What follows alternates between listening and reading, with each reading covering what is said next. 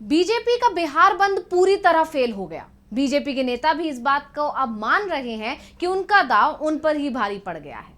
बंद में ना एनडीए सहयोगियों का साथ मिला और ना ही जनता ने इसको समर्थन दिया। उल्टा जनता ने इस बंद पर अपनी नाराजगी ही जताई।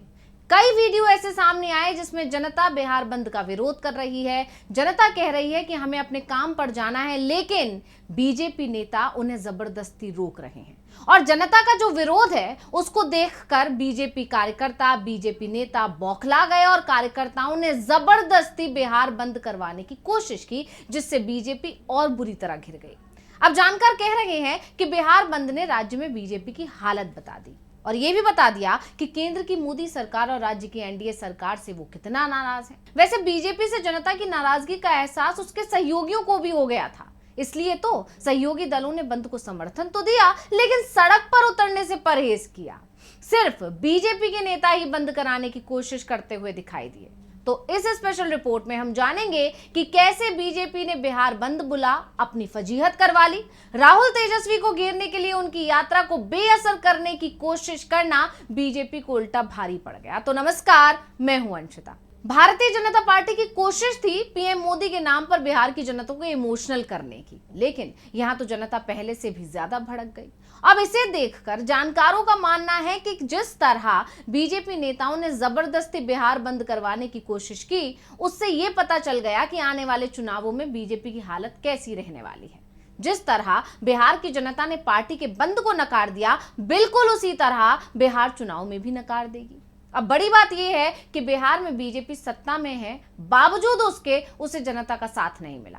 हालांकि इन सब के बीच में एक बड़ा सवाल यह भी लगातार उठ रहा है कि सत्ताधारी दल ने खुद ही बंद बुलाया क्यों? आखिर इसकी जरूरत ही क्यों पड़ी? पीएम मोदी के नाम पर जनता को इमोशनल करने की जरूरत क्यों पड़ रही है? और उससे भी बड़ी बात यह कि जब जनता ने बिहार बंद को तवज्जो नहीं दिया, तो बीजेपी नेताओं और कार्यकर्ताओं ने बलपूर्वक बंद करवाने की कोशिश की। यानी बीजेपी नेताओं ने गुंडागर्दी दिखाई और इसकी भी कई वीडियो सामने आए हैं। तमाम ऐसे वीडियो हैं जिसमें बीजेपी नेता गुंडागर्दी कर रहे हैं, आम जनता को रोक रहे हैं, उन्हें अपने काम पर नहीं जाने दे रहे हैं। एक वीडियो आप लोगों ने जरूर देखा होगा जिसमें जो बीजेपी की महिला कार्यकर्ता हैं वो महिला के साथ ही अभद्रता करते हुए दिखाई दे रही है। देखिए वीडियो।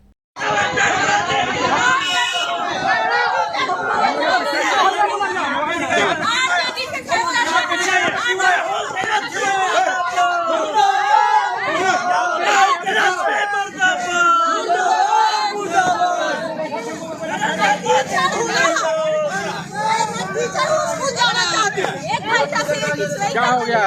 क्या हो गया? प्रधानमंत्री को गाली दे रही है। प्रधानमंत्री को गाली दे रही है।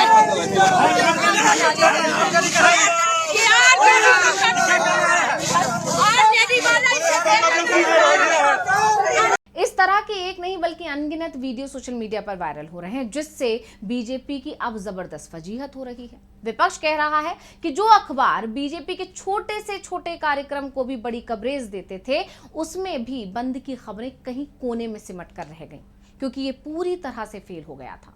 बंद सिर्फ 5 घंटे का था और उसे भी कामयाब कराने में बीजेपी के नेता पूरी तरह से असफल साबित हुए, या कह सकते हैं कि बीजेपी नेताओं के पसीने छूट गए। इसके बाद भी उन्हें सफलता नहीं मिली।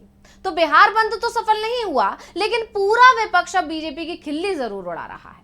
इस मामले में अब आरजेडी सुप्रीमो लालू यादव की एंट्री हो गई। उन्होंने बाकायदा ट्वीट कर बीजेपी की बिहार में हालत पर चुटकी ली। उन्होंने अपने ट्वीट में एक पोस्टर जारी किया जिसके सहारे उन्होंने दावा किया कि बिहार की जनता अब बीजेपी से नाराज है, क्योंकि बीजेपी बिहार के साथ पक्षपात कर रही है, रोजगार गुजरात में बढ़ा रही है। लालू प्रसाद यादव ने एक कार्टून के जरिए प्रधानमंत्री मोदी पर भी तंज कसा है। उन्होंने लिखा, ए मोदी जी, विक्ट्री चाहिए बिहार से और फैक्ट्री दीजिएगा गुजरात में। ये गुजराती फॉर्मूला बिहार में नहीं चलेगा। इसके अलावा बिहार में नेता विपक्ष तेजस्वी यादव ने तो सोशल मीडिया पर एक वीडियो ही शेयर किया जिसमें कई जगहों पर बीजेपी नेता बिहार बंद करवाने के लिए संघर्ष करते दिखाई दे रहे हैं। जो वीडियो पहले से भी सोशल मीडिया पर वायरल हो रहे हैं, उन्हीं में से कुछ वीडियो शेयर कर तेजस्वी यादव ने बीजेपी पर निशाना साधा। तेजस्वी ने लिखा, काश रैली की तरह बिहार बंद के लिए भी भाड़े पर लोग बुला लेते। जैसे रैली में पुलिस और प्रशासन पर दबाव देते हैं, वैसे ही बंद के लिए पुलिस को ही बोल देते, वो ही ट्रैफिक रुकवा देते। विश्व की सबसे बड़ी पार्टी बीजेपी ने कल बिहार में दुनिया भर की गुंडागर्दी की। भाजपाई गुंडों ने सरेआम महिलाओं को पीटा, शिक्षिकाओं को पीटा, गर्भवती महिलाओं को रोका, बुजुर्गों को धक्का दिया, छात्राओं के साथ दुर्व्यवहार किया, बच्चों को स्कूल जाने से रोका, एम्बुलेंस को रोका, शहीद के परिजनों को पीटा। लेकिन फिर भी ये नकारे लोग पंचायत तो छोड़िए, एक वार्ड तक बंद नहीं करा पाए। धिक्कार है। उन्होंने आगे लिखा, गुजरात के रहने वाले मोदी जी ने वोट की खेती के लिए बिहार बंद में आम बिहारियों को परेशान करने का मस्ती भरा निर्णय ले लिया। शायद अब उन्हें बढ़िया स्क्रिप्ट के साथ और अधिक टेसू बहाने होंगे। अब गौर करने वाली बात यहाँ ये है कि बिहार चुनाव में अब गुजरात की एंट्री भी हो गई है। आरजेडी इस मुद्दे को भुना रही है कि बिहार की जनता के साथ बीजेपी धोखा कर रही है, दगा कर रही है। यानी एसआईआर मुद्दे ने तो बिहार की जनता को बीजेपी से नाराज कर ही दिया है और अब इस चुनाव में गुजरात की एंट्री जनता के गुस्से को और बढ़ाएगी। अब बीजेपी को इस बात का डर लग रहा है कि कहीं बिहार विधानसभा चुनाव में गुजरात और बिहार की लड़ाई ही मुख्य मुद्दा ना बन जाए।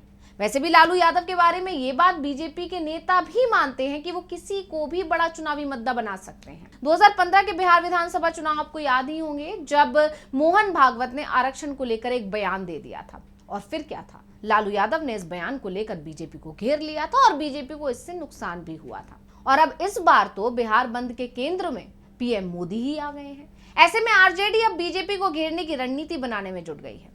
लालू यादव ने जिस तरह से बिहार विधानसभा चुनाव को बिहार की अस्मिता से जोड़ दिया है, उसने पूरे एनडीए के ही होश उड़ा दिए हैं। अब विपक्ष तो बीजेपी की आलोचना कर ही रहा है, उसका आलोचना करना बनता भी है। साथ ही जिस तरह से इस बंद से बीजेपी के सहयोगियों ने दूरी बनाई है, उसे देखकर माना जा रहा है कि अब सहयोगी भी समझ चुके हैं कि बीजेपी का साथ देकर सिर्फ अपने वोटर्स को नाराज कर देंगे। 4 सितंबर को प्रधानमंत्री नरेंद्र मोदी और उनकी मां पर कथित आपत्तिजनक टिप्पणी वाले मामले को तूल देने के लिए, इमोशनल कार्ड खेलने के लिए बीजेपी ने जो बंद बुलाया था, उसे बीजेपी के अपने सहयोगियों का साथ नहीं मिला। शामिल होना तो दूर, किसी सहयोगी के प्रमुख नेता का इस बंद को लेकर कोई बयान तक नहीं आया। और तो और बीजेपी की तरफ से राहुल गांधी और तेजस्वी यादव के नेतृत्व में निकाली गई 16 दिन की जिस वोटर अधिकार यात्रा का असर कम करने के लिए यह बंद बुलाया गया, उसका असर कम तो नहीं हुआ, बल्कि अब एनडीए सहयोगी ही इस यात्रा की तारीफ कर रहे हैं, साथ ही एसआईआर प्रक्रिया पर सवाल उठा रहे हैं। भारतीय जनता पार्टी की सहयोगी है राष्ट्रीय लोक मोर्चा पार्टी, जिसके प्रमुख है उपेंद्र कुशवाहा। उन्होंने कांग्रेस नेता राहुल गांधी और बिहार में वोटर लिस्ट रिवीजन पर बड़ा बयान दिया है। कुशवाहा ने कहा कि चुनाव आयोग को बिहार में एसआईआर के लिए और समय देना चाहिए था, क्योंकि लोगों को इससे परेशानी का सामना करना पड़ा है। इसके अलावा पूर्व केंद्रीय मंत्री ने यह भी कहा कि एसआईआर के मुद्दे पर निकाली गई वोटर अधिकार यात्रा से कांग्रेस और राहुल गांधी को फायदा होगा। उन्होंने ये भी माना कि इससे राहुल गांधी को लंबे समय बाद बिहार में पहचान मिली है। यानी कहा जा सकता है कि पीएम मोदी के नाम पर पूरा एनडीए ही इमोशनल नहीं हो रहा, तो जनता पर इसका असर कहां से पड़ेगा। तो स्पेशल रिपोर्ट आपको कैसी लगी, हमें कमेंट करके अपनी राय जरूर दीजिएगा। इसी के साथ मुझे दीजिए इजाजत। देखते रहिए डीवी लाइव। नमस्कार।